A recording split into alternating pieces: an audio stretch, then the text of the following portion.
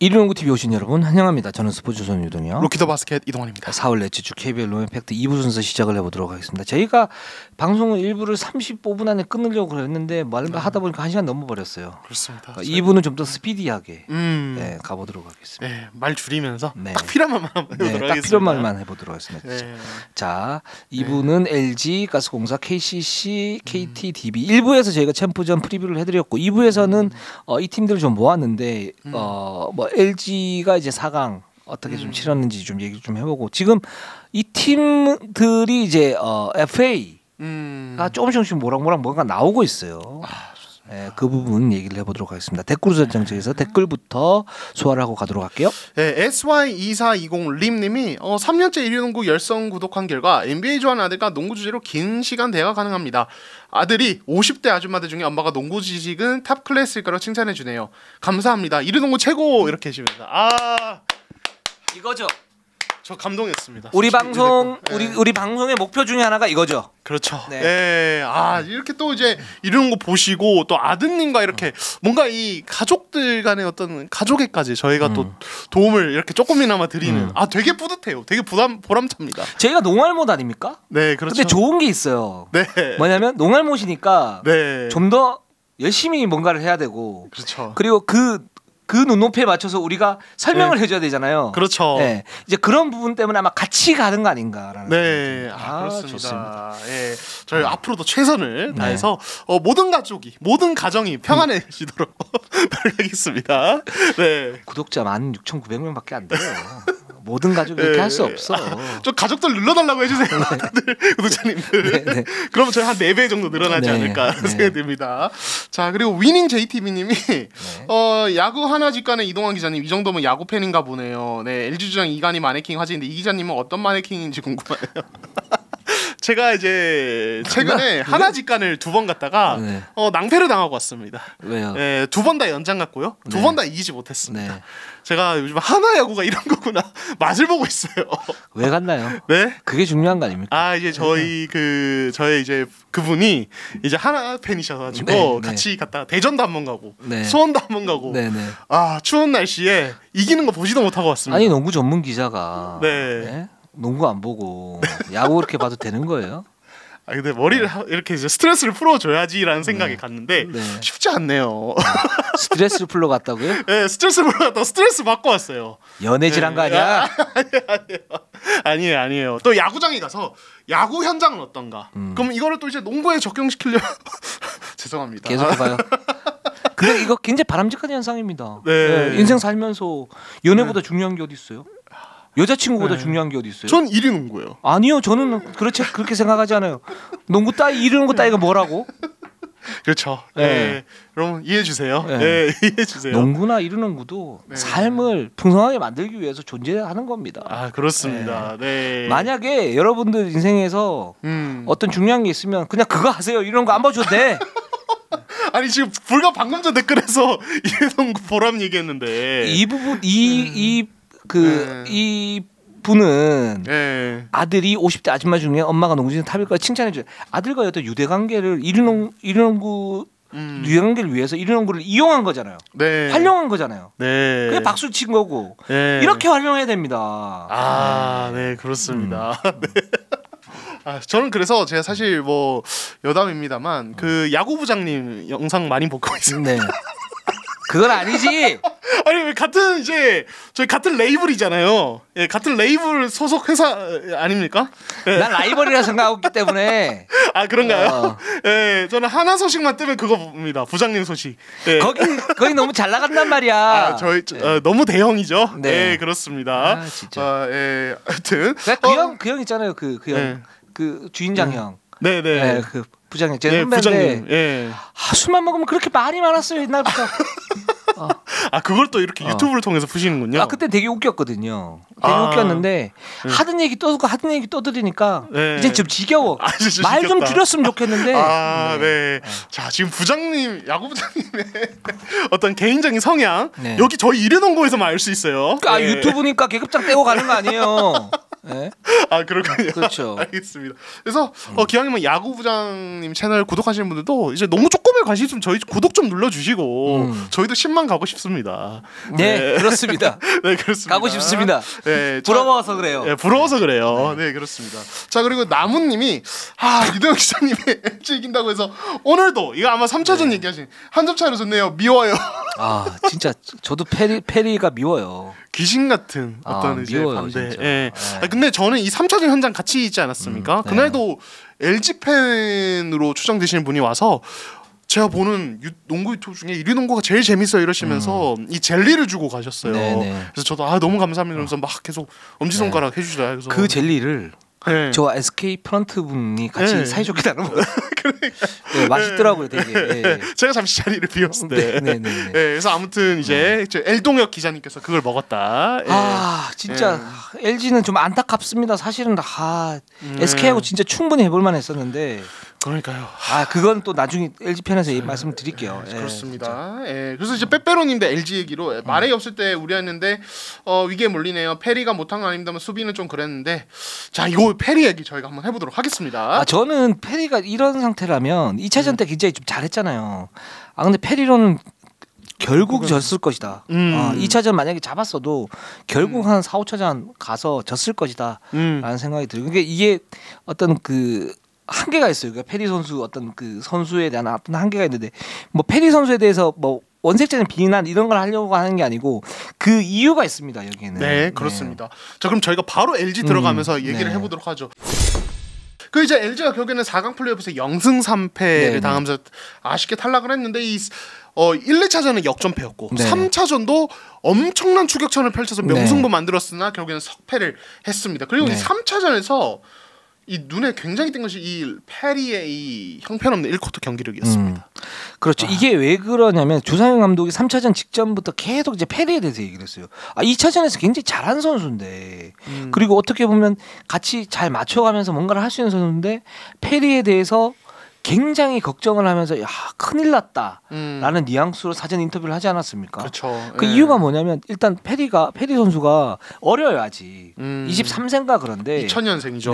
굉장히 어리고 근데 이 선수가 2차전 끝나고 난 다음에 훈련을 하지 않았어요. 아프다 하고 그러면서 그리고 어떤 지시사항에 대해서 그냥 알겠다라는 이제 응답을 안 해요. 그러니까 이제 어떤 커뮤니케이션이 잘 안 되는 거죠. 그리고 NBA 스카우팅 리포트에 이 선수의 단점 게으르다. 이제 그런 걸 종합을 해봤을 때 이 선수가 융합은 안 되고 어떤 하드 캐리 해야 LG가 이길 수 있는데 LG는 그런 구조가 아니다. 그래서 2차전 때 이관이와 페리가 왜 다퉜느냐라고 했을 때 조상현 감독은 3차전 직전에 그렇게 얘기했어요. 원론적으로 두 선수 모두 살짝 문제가 있었지만 이거는 팀 맞춰가는 상황에서 그럴 수 있다. 단 그 마지노선을 넘는 행동을 할 경우에는 둘 다 용납하지 않겠다 이렇게 얘기했거든요. 근데 이 원인이 사실은 페리에게 좀 더 있어요. 그러니까 기본적으로 조상현 감독이 뭔가 이제 그 틀을 짜주고 그 다음에 철저한 준비 속에서 거기에 맞게끔 하면서 극대화시켜야 되지 않습니까? 능력을. 근데 페리가 거기서 중간에 끌어먹고 계속 쏴요. 근데 2차전에 그게 들어갔단 말이죠. 그렇죠. 근데 그 확률이 그게 높은 농구는 아니에요. 그 수비에서도 어떤 움직임을 갖다가 하자고 했을 때 잘 안 돼요. 특히 3차전에서 페리 선수가 스크린하는 거 보셨습니까? 스크린이 정상적인 스크린은 원래 이렇게 해서 양팔 강하게 이렇게 가는 거잖아요. 네. 이 선수가 스크린을 다 어떻게 하냐면 이렇게 해요. 이렇게 뒤로 돌아서. 네. 한번 보세요. 엉덩이로 하죠. 엉덩이로 그냥 이렇게 해요. 네, 맞아요. 그러니까 저걸 보면서 LG가 갔구나. 끝났네. 그래서 1차전에 사실 점수 차이가 좀 많이 났었고 SK가 뭐 굉장히 잘하긴 했었지만 결국 커닝햄을 계속 쓰면서 간 거 아닙니까? 이런 이제 배경이 있었기 때문에 그런 거고 2차전에서 잘했던 페리를 왜 승부처에서 기용을 하지 않지? 그거 이제 경기전 준비해서 이렇게 봤을 때 이 페리 선수의 어떤 태도 이런 부분이 너무 뭐랄까 용납할 수 있는 수준을 좀 넘어섰다. 그렇죠. 그랬었고 근데 그것도 어쩔 수 없는 상황, 어쩔 수 없는 경우에 그럴 수도 있어요. 그러니까 마레이가 없는 그 공백이 그런 부분은 드러난 거. 라고 보고 있고 그래서 2차전 이관이와 페리의 어떤 충돌 같은 경우에도 약속된 플레이가 있는데 그 부분이 안 되니까 이관이가 또 욱한 거예요 거기에서 같이 그러니까 페리의 어떤 잘못 이관이 잘못 한 3에서 4 요 정도로 이렇게 가지고 가는 거죠. 그렇죠. 네. 저는 3차전 1쿼터 이제 저희가 네. 조상현 감독 얘기를 듣고 딱 와서 기자석에 앉아서 1쿼터를 보는데 저는 이제 무슨 생각했냐면 자기 혼자 엔비드 놀이하네. 그렇죠. 진짜 그냥 팀 LG가 그동안 해온 것들과 전혀 상관없는 그냥 몰고 넘어와서 외곽에서 드리블하면서 그냥 1대1이에요. 진짜 저희가 할렘 농구. 네. 와 진짜 저는 챔프전에서 저런 수준 낮은 그런 플레이 처음 봤어요. 맞아요. 진짜 자기가 뭐 얼마나 잘 놓고 이런 건 상관없어요. 정말 챔프전에서 플레이오프에서 볼 수 없는 레벨의 정말 최악의 1대1 플레이만 고집했고 저는 이제 근데 그거를 LG 벤치에서 교체를 하지 않고 1쿼터 내내 뒀단 말이에요. 그렇죠. 저는 이거는 약간 그런 느낌. 이거는 제가 뭐 직접 들은 얘기는 그냥 제 느낌에는 조상현 감독님이 하고 싶으면 다 해봐라. 그리고 우린 빼겠다. 약간 이런 느낌으로 보였는데 실제로 이 쿼터부터 아예 기용하지 않았습니다. 그래서 LG 팬분들이 역전 다 하고 역전은 아니지만 추격 다 하고 왜 이럴 때 페리를 안 쏘고 계속 커닝인 갈까? 이거는 1쿼터를 보고 조상현 감독님이 이거는 선 넘었다. 안 된다. 얘는 이제 안 된다라고 그렇죠. 결정을 하신 것 같아요. 선을 넘었어요. 네, 그렇습니다. 그리고 이제 이관희와의 신경님도 말씀하셨습니다만 이게 좀 지나간 얘기입니다. 니콜슨이 이제 두경민과 조금 관계가 가스공사에 좋지 않았는데 그때도 이제 좀 후일담을 들어보면은 그런 문제로 이제 이렇게 트러블이 있을 때마다 니콜슨이 하는 말은 난 NBA 리거고 내가 더 잘하는데 이걸 가지고 왜 나한테 뭐라 그러냐? 그럼 나한테 공 주고 너희도 그냥 같이 넘어가면 되잖아. 이런 식으로 얘기를 했대요. 그러니까 저는 진짜 뭐 NBA 리거고 다 좋은데 그런 뭐랄까 KBL이잖아요. 왔으면 그리고 자기 소속팀이 있고 거기에 갑자기 뭐 약간 일종의 단기 알바로 왔어도 맞춰줘야 되면 맞춰야 되는데 그렇죠. 이런 식으로 플레이한 선수는 앞으로 안 봤으면 좋겠어요. 클래스가 좀 떨어지는 거죠. 예, 클래스가 떨어지는 거예요. 그냥 약간 그거요. 나 뭐 서울대 수시 합격했다가 뭐 이렇게 잠깐 뭐 해서 자퇴했는데 나 서울대 출신이야 이러면서 뭐 안 맞춰주면 똑같아요. 그러니까 맞아요. 이런 게 저는 되게 형편없는 자존심을 생각해요. 우리가 그러잖아요.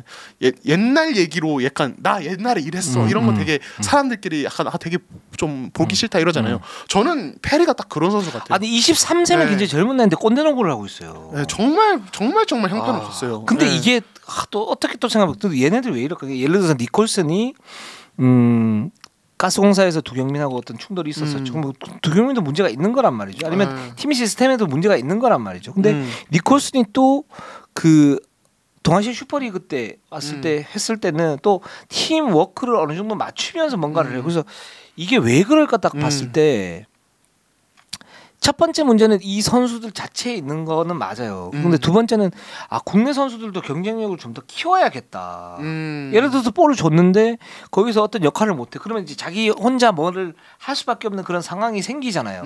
그 니콜스는 좀 그런 케이스 같고. 근데 페리는 1차전 왔을 때만 해도 그래도 뭔가 이제 팀의 보탬이 되려고 하는 어떤 몸싸움을 하고 뭔가를 했어요. 2차전 때 그래 자기가 어떤 게 장악했다고 쳐. 그럼 3차전 때도 그렇게 해야 될 거 아니에요. 저는 페리의 어떤 기량 면에서는 괜찮다라고 봤기 때문에 3승 2패 경기를 치르면 치를수록 SK의 어떤 객관적 전력이 좀 떨어지는 부분이 있고 체중이 못 들어오고 막 이런 부분이 있어서 그랬는데 이거는 경기를 하면 할수록 더 최악인 거예요. 더 나빠지는 거야. 그러니까 그래서 페리는 제가 볼 때는 이거 1차전 2차전 봤을 때는 저 선수가 만약에 몸값만 되면 데리고 싶다 이렇게 생각하는 구단도 있을 수 있었을 것 같은데 3차전 보면서 완전히 그건 이제 날아간 것 같아요. 그렇죠. 그래서 이거는 좀 문제가 있다 사실. 말씀하신 여러 요인이 있겠죠. 이제 페리 본인의 문제가 일단 있을 거고 그 이제 페리 플레이할 때 보면은 특히 3차전에 중간 중간에 약간 이런 제스처를 취해요. 동료들이 항상 그러니까 왜 지금 패스가 안 와? 왜 이렇게 안 해? 약간 이게 자기가 기대하는 수준에 안 맞는 부분들이 분명히 있었겠죠. 그런 부분이 있었는데 그리고 어린 선수다 보니까 그리고 해외 리그를 처음 왔는데 어마어마한 그날도 매진이었죠. 잠실학생 그러다 보니까 또 이제 흥분하는 부분 이런 것들이 있었을 텐데 일단 어쨌든 이제 그런 요인들이 있겠지만 어쨌든 좀 실망스러운 사실. 근데 또 LG가 그러면은 이게 페리 영입을 잘못한 거 아니냐? 근데 이거는 사실 LG는 그때 제일 빨리 올 수 있는 선수 여러 선수를 접했다고 들어보면은 정말 그 한국에서 뛰었던 선수 접했고 레벨 높은 선수를 최대한 이제 좋은 선수 데리고 여러 선수 접했다가 당장 올 수 있는 선수가 페리였고 그래서 페리를 데려왔다고 하더라고요. 그러니까 LG 구단은 최선을 다한 거죠. 그런 상황에서 그냥 조금 이제 아쉬움이 남는 결과적으로 페리가 그렇게 해버렸으니 그런 상황이 아닌가 싶습니다.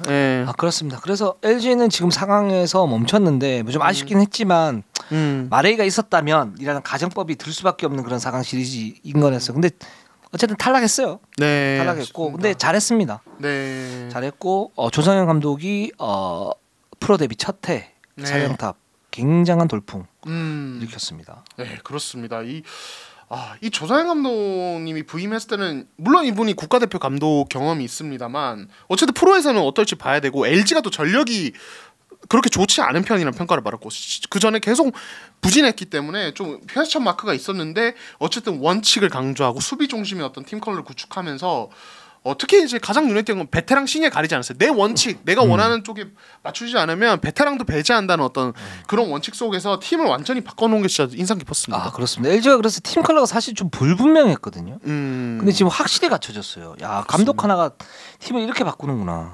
그렇죠. 생각이 들었고. 근데 이제 LG는 이런 팀 컬러가 갖춰졌기 때문에 여기에서 이제 우승을 해야죠. 그렇죠. 예. 근데 지금 사실 객관적 전력으로 냉정하게 볼 때는 우승할 전력이 아니에요. 그렇죠. 그래서 예. 비시즌 때 제가 볼 때는 FA 한 명, 2명 정도 영입을 해야 될 것 같아요. 진짜 좋은 선수로.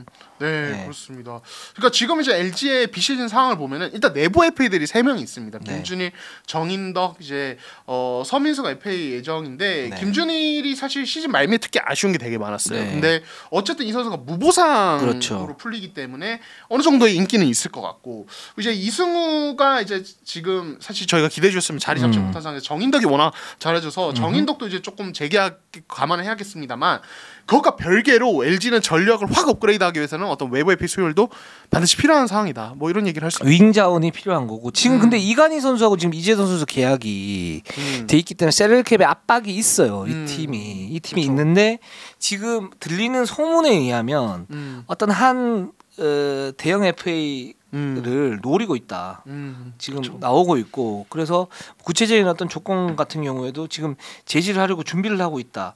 이런 얘기들이 나오거든요. 근데 그 선수가 만약에 들어오게 된다라고 하면 LG는 진짜 내년에 마레이가 딱 있다 그러면 조직력 자체가 어쨌든 굉장히 좋아질 거 아닙니까? 여기에 약점이 더 윙자원이 보강이 된다. 그렇기 때문에 LG가 내년에 굉장히 무서워지는 거죠. 근데 이게 지금 될지 안 될지 모르겠어요. LG 프런트가 이제는 능력을 좀 발휘해 줘야 될 그런 시기입니다. 그렇습니다. 사실 조상현 감독님 같은 경우는 보통 이제 새 감독님 보면 FA 선물 이런 게 있는데 조상현 감독님 그런 거 없이 왔단 그렇죠. 말이에요. 네. 왔는데 또 이번에 마침 LG에 딱 필요한 장신 포들이 대거 풀리는 그렇죠. 비시즌이기 때문에 딱 이제 뭔가 행동을 보여줄 적절한 타이밍이라는 생각이 듭니다. 예. 그렇습니다. LG가 그래서 그걸 노리고 있는데 지금 그게 과연 가능할지는 좀 봐야 될 것 같아요. 네, 그렇습니다. 경쟁이 좀 치열할 거니까. 예. 그래서 어떤 의지를 가지고 있는지 좀 보도록 하겠습니다. 자, 가스공사를 한번 가보도록 할게요. 자, 가스공사 같은 경우는 저희가 이제 계속 일단 코칭 스태프와 관련된 이야기를 저희가 계속 하게 그렇죠. 되는데 일단 지금 가스공사가 움직이고 있습니다. 그 움직임은 결국에는 이제 이동 감독님과의 어떤 결별을 논의하고 있는 부분입니다. 예. 아 이게 지금 굉장히 좀 꼬여 있어요. 그러니까 뭐냐면 가스공사는 지금 세 판짜기를 원해요. 그렇게 하고 싶어. 근데 유동 감독, 신선호 총감독은 1년 계약이 남아 있어요. 남아 있어서 그러면 이제 지난주에도 말씀드렸다시피 그러면 가스공사가 뭐 자녀분을 주고 그러면 해지하고 그다음에 새로운 감독을 데리고 오면 깔끔하잖아요. 근데 그렇게 하기가 쉽지가 않아요. 지금 가스공사 구조에서는. 그렇죠. 왜 그런지는 지난주 방송 한번 들어보시고 예. 이제 그 상태에서 이제 협상을 하는 거죠. 그렇죠. 뭐 예를 들면 이런 식인 거죠. 자 이동환 기자가 20원을 받았어. 네. 예. 근데 이제 계약 해지하고 싶어. 딴 네. 사람을 데리고 오고 싶어요. 근데 계약이 있기 때문에 20원은 주셔야죠. 그러니까 20원 안 받고 그냥 가면 안 돼? 이게 가스공사 입장이고 이동 이제 주세요. 줘야죠. 줘요. 그러면 우리 그냥 합의해서 10원 받고 가는 거 어때? 뭐 이런 식으로 지금 그렇죠. 협의를 하고 있는 것 같아요. 그렇습니다. 네네. 예, 그러니까 이제 가스공사는 말씀하신 대로 일단 변화를 줘야겠다. 네. 지금 상황에서는 뭔가 변화를 주고 전체적으로 어떤 그러니까 뭐랄까요? 그러니까 코칭 스태프나 전체적인 구조를 좀 바꿔줘야 팀이 어떤 새 출발을 좀 할 수 있겠다는 판단을 좀 하고 있는 것 같아요 분위기상. 네네. 근데 이제 지금 관건이 그러니까 이제 말씀하신 대로 그 어떤 협상 금액 이런 어떤 위약금의 어떤 부분들인 것 같고 근데 지금 FA 공실이 5월 8일쯤에 납니다. 그리고 이후에 시즌이 딱 끝나면 이제 FA 협상 기간이 될 텐데 사실 그때까지는 마무리가 되어줘야 이 부분이 그래야 가스공사가 무브온하면서 넥스트 부분을 가져갈 수 있어요. 그렇죠. 근데 이게 계속 지금처럼 약간 계속 유예 상태 이러면서 서로 그냥 평행선을 달린다 이러면은 FA 때도 어느 정도 지장을 받을 수 있는 그런 상황이라고 보면 좋을 것 같습니다. 그래서 가스공사 내부에서는 지금 4월 말까지는 이 문제를 해결을 하려고 그러는데 뭐 유동 감독이나 신호총 감독이나 뭐 이민형 당장은 급할 게 없죠. 네, 그렇죠. 예. 네, 그런 상태로 지금 가고 있는 거고. 근데 문제는 그렇게 되다 보니까 가스공사 자체가 지금 망가지고 있어요, 살짝. 그렇습니다. 네. 예. 미래에 대한 플랜이 없고, 예를 들어서 이대성, 이대현, 정효근 이렇게 FA가 있는데 이 FA가 사실은 제가 볼 때 이대성은 지금 어떻게 될지 모르는 그런 상태고 이대현이나 정효근은 인기가 있단 말이죠. 그렇죠. 그런 상태니까 가스공사가 지금 그동안 힘들게 좀 쌓아왔던 전년에 좀 쌓아왔던 그런 이제 팀 컬러나 아니면 팀 전력이나 이런 부분들이 망가지게 생겼어요. 그렇습니다. 그게 가장 큰 문제고. 근데 또 여기에 또 막 굉장히 막 루머들이 돕니다. 뭐 예를 들면 이런 거예요. 그러니까 가스공사 프런트가 유동 감독을 계약 해지하기 위해서 돈을 안 주고 계약 해지하기 위해서 뭐 법인카드 사용 내역이나 이런 부분을 갖다가 좀 뭐 이렇게 체크하고 있다. 또는 그런 법인카드나 이제 승용차도 다 뺏었다. 뭐 이런 얘기들이 있는데 일단 그 가스공사 측의 어떤 해명 중에 하나는 이거는 맞는 것 같아요. 그러니까 원래 비시즌 활동 기간에 공사에서는 그 감독의 차량과 법인카드를 회수를 하고 그다음에 시즌이 시작이 될 때 다시 준다고. 그 시기래요 지금. 그 시기이기 때문에 그럼 법인카드나 뭐 승용차 관련한 부분에서는 그거는 루머다라고 지금 얘기를 하고 있고. 근데 나머지 뭐 얘기들 같은 경우에는 지금 실제적으로는 지금 최현애 사장 가스공사 사장이 들어왔고 근데 실제적으로 가스공사였던 규모로 볼 때 농구단은 사실 이제 마이너잖아요. 그러니까 이제 그건 이제 단장이나 그쪽에서 이제 해야 될 그런 부분인데 세 판 짜기를 단장이 원하고는 있는데 지금 잘 들어주지 않는 그런 상황이다. 그래서 협의를 하고 있는 그런 상황이다라는 생각이 듭니다. 지금 나는 중입니다. 예, 그런 이제 진행 중이다라고 지금 알려져 있습니다. 근데 이제 유동혁 기자께서 이제 팀의 미래가 망가질 수 있다고 하셨는데 이게 정말 맞는 게. 그러니까 이게 가스공사가 이제 뭐 향후에 뭐 예를 들어서 이동 감독과 이제 정말 원활하게 협의를 해서 뭐 새로운 어떤 무브를 가더라도 이 타이밍이 늦어버리면 진짜로 내부 FA와 외부 FA 모두 마음을 못 잡을 가능성이 높습니다. 그런 분위기가 좀 감지되고 있어요 지금. 그리고 또 하나 들은 것 중에 하나가 뭐냐면 유동 감독이 지난 시즌은 자기가 생각해도 완전히 지금 미스였다. 한 해만 더 이렇게 명예 회복할 기회를 달라라고 지금 얘기를 하고 있는데 근데 문제는 지금 구조를 이렇게 만들어놨잖아요. 그렇죠. 단장 감독까지 뭐 이렇게 해가지고 거의 뭐 패밀리 구단을 이렇게 만들어놨잖아요. 그 상태에서 그러면 여기서 결과물을 내야 되는데 결과물도 못 냈잖아요. 2년 그렇죠. 연속으로. 전력이 그렇게 빠방한데도 불구하고 투자를 굉장히 많이 했죠 가스공사가. 그 가스공사 그 최이봉 사장 이렇게 해가지고 뭐 투자도 많이 하고 다 하지 않았습니까? 근데 지금 상태에서 이렇게 된다. 야 이거는 진짜 이렇게 하면 안 됩니다. 이게 어떤 결론이 날지 모르겠지만 이게 가스공사 구단이 이제 좀 뭐랄까 정상적인 어떤 비시즌을 보내기 위해서는 이게 결론이 좀 빨리 나야 되는 상황이다. 그러니까 이 지금 프런트 구조가 정상적이지 않은 구단이 두 구단인데 여기하고 캐롯이에요. 캐롯도 보면 허재 단장이 있고 거기 그 이제 그 어떤 신분이 있는 분들이 많죠. 네, 거기 김승인 감독 있고, 그다음에 그 위에 누가 있나? 정경호 단장이 있고, 그다음에 천정열 기술본분 있잖아요. 그러니까 다 그렇게. 근데 이게 예를 들어서 이거는 결과를 만들어내야 되는 문제. 이 구조는 저는 잘못됐다고 생각을 하는데 만약에 그래도 긍정적인 평가를 받으려면 결과를 만들어내야 돼요. 그렇죠. 결과를 만들어내지 못하면 이거는 뭐 공정성 이런 부분부터 시작해가지고 여러 가지 문제가 생깁니다. 그렇습니다. 근데 가스공사는 지금 그런 최악의 상태예요 지금. 네, 그렇습니다. 자, 어떻게 해결이 될지 저희가 또 지켜보면서 얘기를 드리도록 하겠습니다. KCC로 한번 가보도록 할게요. 자, KCC가 이제 송교창, 이승현 빅3가 이제 곧 구성이 됩니다. 송교창이 이제 올해 11월 15일 이제 시즌 개막하고 한 라운드 정도 지나면 전역을 합니다. 네. 그때부터 이제 허웅, 이승엽 빅3를 구축하고 이 빅3의 어떤 경쟁력이 어느 정도일까가 KCC의 다음 시즌 어떤 전력을 가늠할 수 있는 바로미터가 되지 않을까 싶습니다. 지금 KCC는 일단 빅3의 어떤 조화를 놓고 볼 때는 저는 괜찮다고 봐요. 네, 어떤 부분이냐면 이승현은 이제 수비 쪽에서는 여전히 플레이오프에서도 경쟁력이 굉장히 좋다라는 게 드러났고, 그다음에 허웅은 이제 순간력 폭발력. 근데 수비 쪽에 약간 좀 부족하긴 하죠. 근데 이 부분을 어떤 구조적으로 메워야 되고 이거를 전체진 감독 분명히 생각을 하고 있을 겁니다. 근데 송교창이 대표팀에 있을 때는 팔방 미인의 어떤 그런 모습들이 보였는데 과연 상무 제대하고 난 이후에 이 기량이 어떻게 늘었느냐, 이게 가장 큰 핵심이죠. 근데 세 명의 어떤 조화를 이렇게 볼 때는 포지션별 중복이 없다. 그렇죠. 예. 그리고 역할의 중복이 없기 때문에 시너지 효과를 날 수 있다. 단 송교창이 지금 보면 상무에서 제대한 선수들이 이렇게 보면 그렇게 큰 발전이 없어요. 맞아요. 저는 요즘 그 이제 구단 관계자들도 계속 그렇게 얘기하지 않습니까? 그러니까 그렇죠. 상무에서 도대체 뭘 어떻게 하고 있는지는 모르겠지만 물론 군대 가는 것 자체가 힘든 건 맞아요. 근데 저도 갔다 왔어. 예. 근데 예상보다 기량이 안 늘어요. 그렇죠. 그래서 송교창은 좀 늘어서 왔으면 좋겠다. 그렇죠. 그리고 뭐 워낙 또 성실한 선수니까 그걸 좀 믿어보고 그렇게 된다 그러면 이 빅3의 시너지 효과는 나올 수 있다. 이런 생각이 듭니다. 네, 그러니까 이 상무 얘기가 나와서 그런데 상무가 그러니까 이제 그런 선수들에게 굉장히 많은 시간이 주어지는데 많은 대회가 잘 없어요. 그러니까 뭐 이제 어떤 D리그, KBL D리그나 아니면 한 번씩 열리는 뭐 이제 이런 뭐 정기적인 대회 이런 거 아니면 사실 뛸 대회가 없는 상황에서 그 외의 시간은 오롯이 이제 선수 개인이 스스로 몸을 만들어야 되는 시간인데 이게 결국에는 도구로 작용하는 게 굉장히 많은 것 같아요. 최근 들어서. 네, 그래서 이게 결국에는 선수 개인이 좀 책임을 져야 되는 부분인데 저는 근데 이게 한편으로는 그런 생각 들어요. 이게 이렇게 되면은 사실 리그 차원의 손실이 아닌가.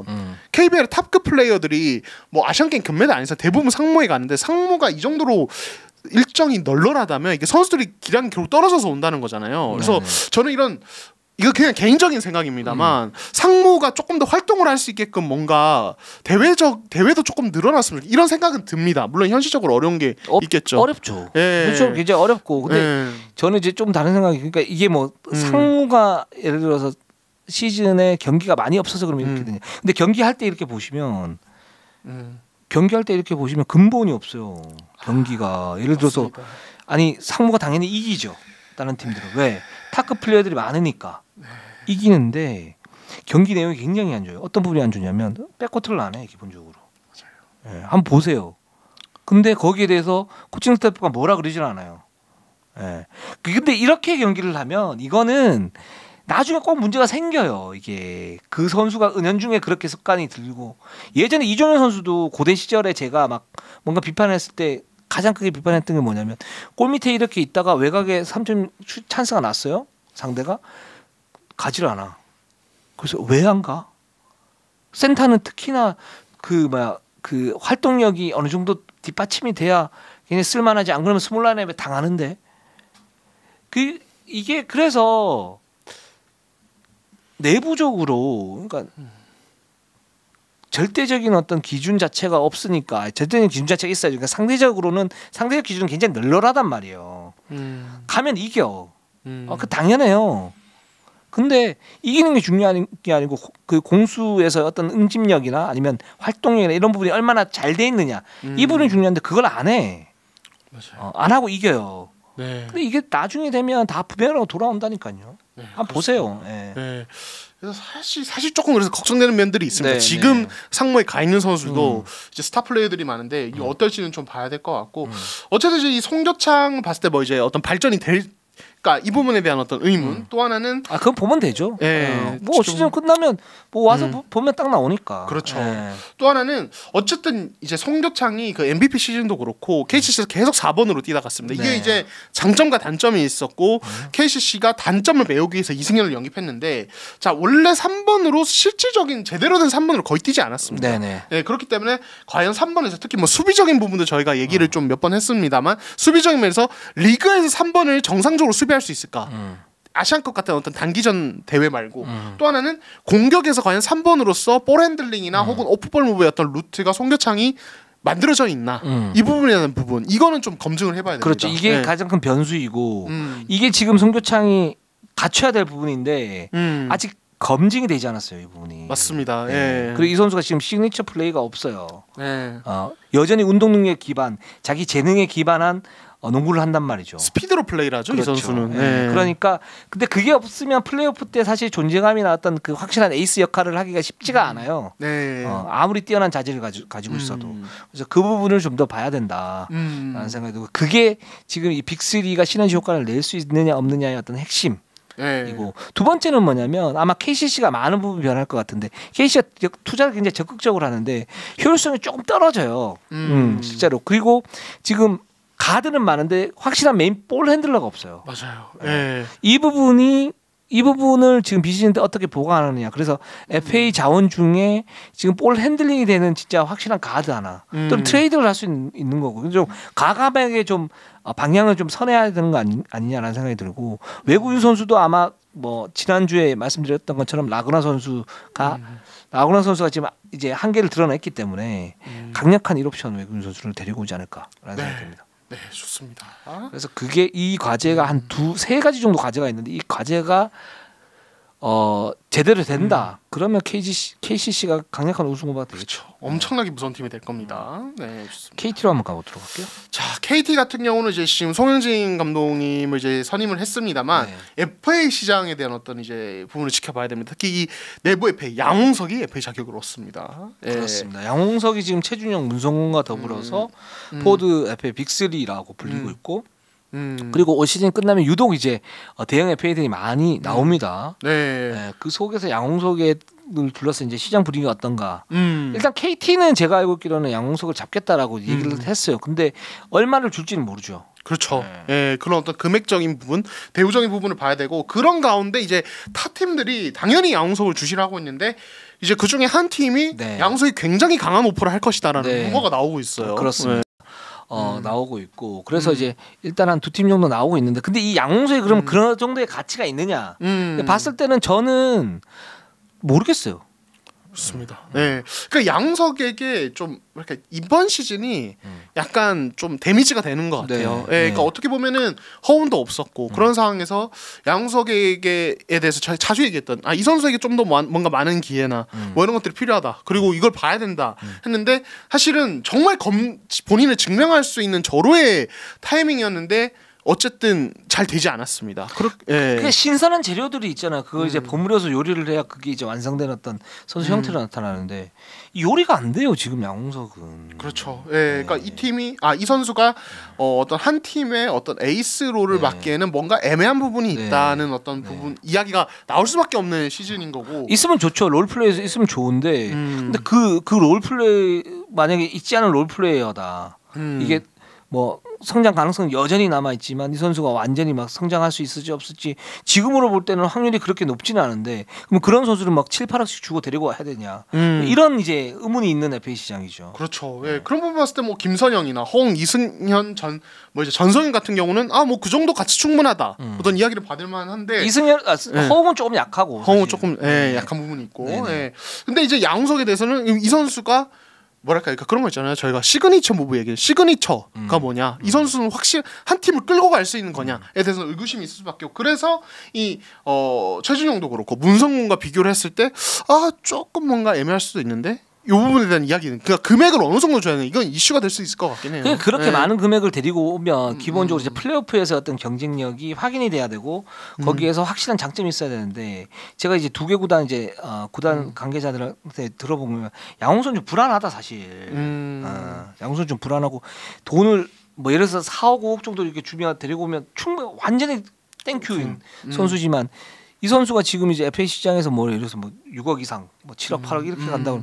야, 근데 이 선수가 그러면 에이스 역할을 해야 되는데 돈을 그만큼 줬으니까 이 선수 위주로 팀을 재편해야 돼. 그럼 그 팀이 플레이오프에서 과연 경쟁력이 있을 건가? 차라리 문성곤 같은 경우는 확실한 공격 리바운드, 수비력이 있기 때문에 오히려 덜 불안한데 양성 불안하다. 지금 이렇게 얘기를 하고 있습니다. 네, 그렇습니다. 그래서 지금 벌써부터 뭐 이제 이 FA 시장 둘러싼 얘기가 나오고 있고 매물들에 대한 비교도 나오고 있는데 네. 저희가 또 계속 업데이트되는 대로 한번 말씀을 드리도록 하겠습니다. 네. 자, 네. 그다음에 이제 마지막 DB입니다. DB로 한번 가보도록 할게요. DB가 이제 김주성 감독을 선임을 했죠. 선임을 했고 네. 이제 대대적 정비에 들어가는데 일단 김주성 감독은 지금 미국에 잠깐 가 있다 그래 휴식차. 지금 네. 뭐 팀 자체가 휴식이니까요. 네. 그리고 이제 아마 다음 주부터 얘기를 할 텐데 일단 가장 중요한 건 수석 코치 누가 할까? 네, 그렇죠. 이강재 코치는 아마 세컨 코치가 될 것 같고요. 김주성 감독이 이제 초보니까 거기에 좀 이제 중량감 있는 수석 코치가 와서 좀 보좌를 해줘야 되는데 근데 이제 김주성 감독보다 나이가 많으면 안 될 것 같고 이강재 코치보다 많아야 되잖아요. 그렇게 되면 이제 풀이 그렇게 많지는 않다. 네. 그래서 지금 뭐 리스트업을 지금 하고 있는 그 중인데 만약에 마땅한 사람이 없으면 외국인 코치를 쓸 수도 있다. 네. 지금 이렇게 지금 얘기를 하고 있습니다. 저는 근데 이 자리가 되게 중요할 것 같아요. 네, 네. 왜냐하면은 그러니까 이제 이건 조동현 감독님이 이제 예전에 KT 시절을 회상하면서 그런 얘기를 했는데, 네. 그러니까 굉장히 젊은 나이에 KT 감독이 됐잖아요. 근데 이제 이제 코칭 스태프를 같이 꾸릴 때 같이 젊은 사람들을 꾸리다 보니까 경험이 너무 부족한 거예요. 감독 본인 나도 조동현 감독님 말씀 나도 경험이 부족하고.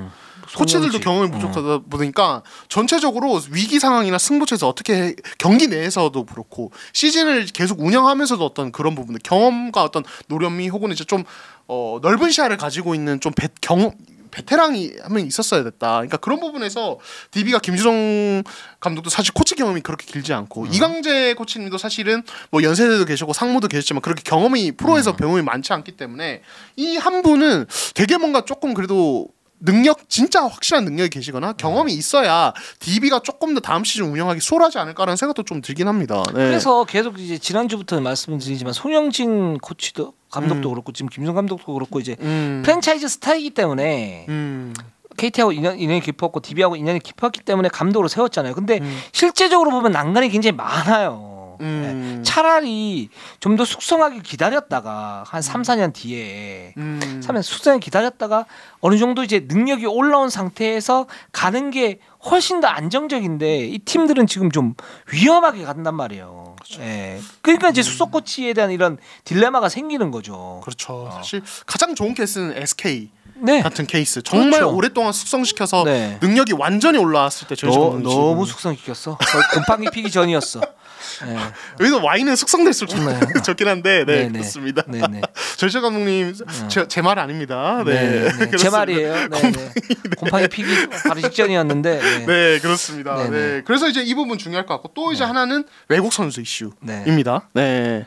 그렇습니다. 외국인 선수도 이제 대대적으로 개편할 가능성이 높고 뭐 1옵션 같은 경우에 이제 김주성 감독이 어떤 성향을 볼 때 수비 농구를 할 것 같아요. 그러니까 높이에 중심을 둔 수비 농구인데 지금 김종규가 완전치 않고 강상재가 완전치 않은 그런 강상재는 괜찮은 상태지만 그래서 트리플 포스트인데 여기에서 1옵션은 아마 빅맨으로 가면서 수비를 중점적으로 고민하지 않을까라는 생각이 듭니다. 네, 그렇습니다. 자, 그리고 이제 결국엔 DB가 이제 국내 선수진에 대한 고민도 있을 겁니다. 왜냐하면 코어 라인은 일단은 그대로 거의 갈 텐데 이 롤 플레이어들이나 전체적인 로스터를 어느 정도로 구축하냐에 따라서 다음 시즌 또 경기력이 달라지지 않겠습니까? 그렇죠. 지금 두경민 선수가 완전치 않은 그런 상태고 이 선수는 이제 알파로 놓고 봐야 되는 거고요. 근데 이선 알바노가 있어요. 김정규도 있고 강상재도 있고. 근데 이제 윤호영이나 지금 김현호 같은 경우는 쓸만한 카드이긴 한데 부상이 너무 많죠. 이 선수들 어떻게 처리를 할 것인가, 계속 잔류를 시킬 것인가, 아니면 이제 내보낼 것인가. 그리고 여기 이제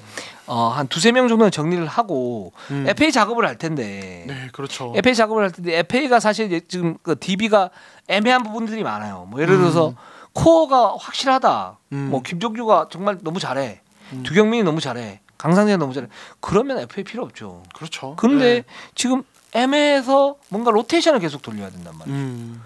그러니까 지금 가드 자원도 하나 필요하고. 그래서 윙맨 자원도 최승욱이 굉장히 잘하긴 했죠. 굉장히 좋았고 이 선수가 이제 중용되긴 할 거지만 윙맨 자원도 한 명 정도 필요하고 좀 백업이나 아니면 쓸 수 있는 카드 필요하고 2번 자리도 하나 필요하고 그렇죠. 지금 이런 상태입니다. 그래서 근데 그렇다고 그러면 대형 FA를 뭐 예를 들어서 양홍석이나 이런 선수를 할 수 있느냐? 안 되죠. 두경민도 덩어리 크죠. 김정규도 덩어리 크죠. 강상재 만만치 않죠. 이런 상태니까 그런 뭐 양홍석이나 문성곤 이런 선수를 데리고 와가지고 뭔가 전력을 그 셀러리 터지죠. 그렇죠. 그 게다가 그 선수를 데리고 온다고 해서 이 효율성이 좋아지는 것도 아니에요. 이 팀은 지금 굉장히 애매한 상태입니다. 근데 FA를 아마 고민을 할 텐데 그래서 다음 주 정도에 이런 애매함을 걷어내기 위한 어떤 논의를 하지 않을까라는 생각이 듭니다. 네, 그렇습니다. 네, 그렇습니다. 2부가 살짝 짧긴 했는데 저희가 거품을 걷어내고 그렇죠. 그 1부는 거의 프라푸치노 수준으로 거품을 저희가 그렇죠. 잔뜩 켜놨기 때문에 여기는 아이스 아메리카노. 네, 그렇습니다. 네. 자, 우리 끝내기에 앞서서 저희가 네. 그 시스템이 개편이 됩니다. 네, 이제 그렇습니다. 여러분들과 좀 더 밀착 하려고 그동안 이제 이류농구에 대해서 불만들이 많으신 부분들이 있어요. 근데 그 중에 하나가 저도 굉장히 뼈아프게 생각하는 게 뭐냐면 좀 같이 좀 밀착을 해서 좀 케어를 좀 해달라. 같이 이게 쌍방향으로 어떻게 뭔가 안 되냐. 그래서 저희가 제작진들의 강공과 네. 저희도 좋아해요. 근데요. 네, 네. 저희가 아마 5월부터 본격적으로 라이브 방송을 하지 않을까라는 생각이 듭니다. 그러니까 라이브를 하게 되면 이제 실시간으로 들어오셔서 그렇죠. 채팅도 남겨주시고 네. 슈퍼챗도 쏴주시고 네. 저희가 또 적극적으로 소통도 하고 그러도록 하겠습니다. 많이 쏴주세요. 슈퍼챗 쏘면 네. 남는 거 있어요? 네? 시청자분들이요? 아니요, 우리가. 네. 저희가요? 네. 물론 이제 여기 제작진들이 다 빼가겠죠. 그렇죠. 예. 그러나 이류농구 제작의 안정에는 도움이 된다는. 그렇죠. 굉장히 도움이 됩니다. 그래서 저희가 정말 구태연하다. 그렇죠.